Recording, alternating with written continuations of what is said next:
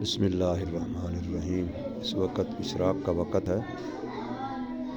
سامنے طالب علم باہر ناشتہ کر رہے ہیں اور ادھر محلے کے ناظرے کے بچوں کی کلاس لگی ہوئی ہے۔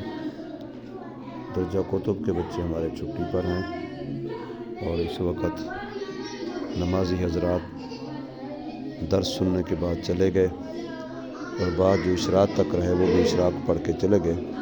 صرف ایک ساتھی یہاں بائیں جانب بیٹھ کے نماز اشراق بھی پڑھ رہا ہے اور باہر بچے موٹر سائیکل جہاں نظر آ رہے ہیں وہاں بچے ناشتہ کر رہے ہیں۔